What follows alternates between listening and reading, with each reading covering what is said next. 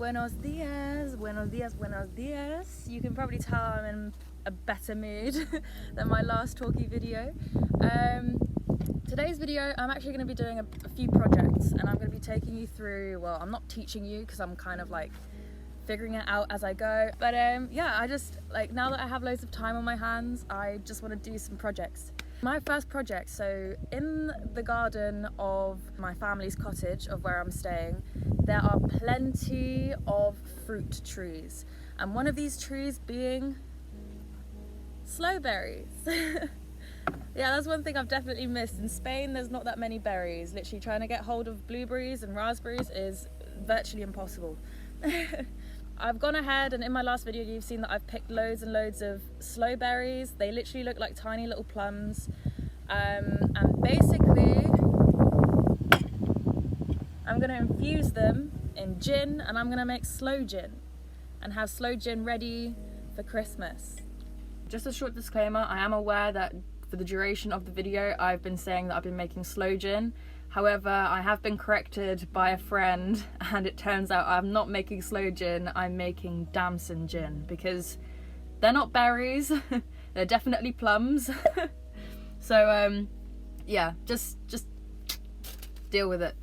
For those of you who don't know how to infuse any kind of alcohol, you can infuse alcohol with basically anything, depending on the spirit. Like rum and whiskey have more of like a really strong taste, whereas like vodka and gin, because they're like white spirits, they don't have much of a taste. So you can infuse them with any flavour, and the flavour of the thing that you're trying to make is more prominent. So like for example, you can infuse vodka with, let's say, bubblegum. You can infuse vodka with like Haribo or something like that.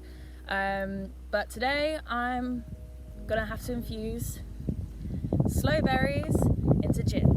Okay, to start off, I need to basically pierce the skin of the fruit. You don't necessarily need to like macerate them, because we're not trying to make like a mush. To get the juices out of the berries, what we need to do is either pierce or break the skin of the berries. And apparently you can put these berries in the freezer, and overnight the skin will like rupture, and that will be enough for the juices to like come out of the berries and for the juice to infuse with the gin.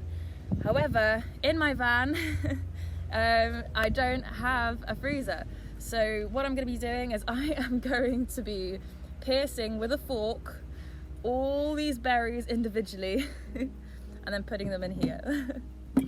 If you want to infuse your own vodka, gin, rum, whiskey, whatever, all you basically need is the raw ingredient, the alcohol, and any sugar if you want to make it sweet. So I'm then now going to go into a time lapse and get through all of these berries, and we'll get to the next step.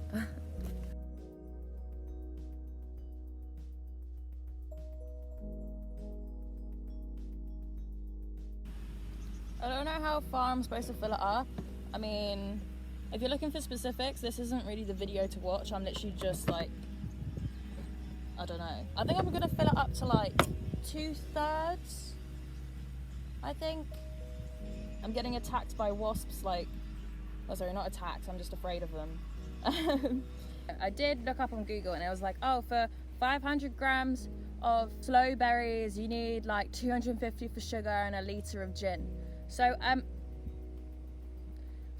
I've got a kilogram of sugar and if you know me, I've got a sweet tooth, so I'm gonna put like almost all of it. I put like 75% of it in, and with a litre of gin, well, we'll see where this goes. I've put like more in this one and then less in this one, but so this is what I mean as guesstimation. So we'll see what happens, all right? But just bear with me.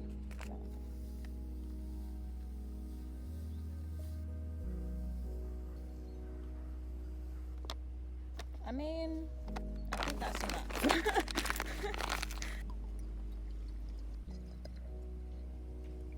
I'm not using any special gin. I've literally got this from Tesco. All I have to do is shake them so the sugar doesn't like stick to the bottom, and so the juices keep on like moving around. I've got to shake them every few days for 3 months. I am Tom Cruise. I am the Tom Cruise.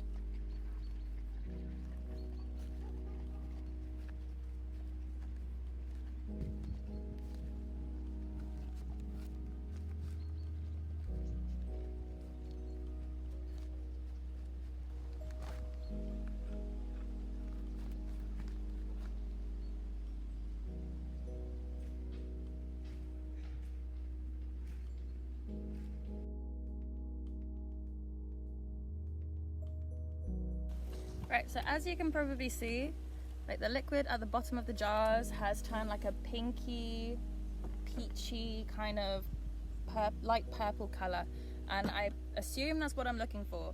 I tried shaking these bottles until almost all the sugar has dissolved, because with alcohol, sugar should really dissolve really quickly. I've got to shake these every 3 days until Christmas, as I'll be giving them away as little Christmas gifts. I'm actually really excited for this. I'm actually so excited. Thank you for watching like this first little farmhouse DIY, as I hope to do a few more. I'll make this into like a 3-part series possibly, and I will show you guys the end result when it's finished. Muchísimas gracias, chicos. Ciao.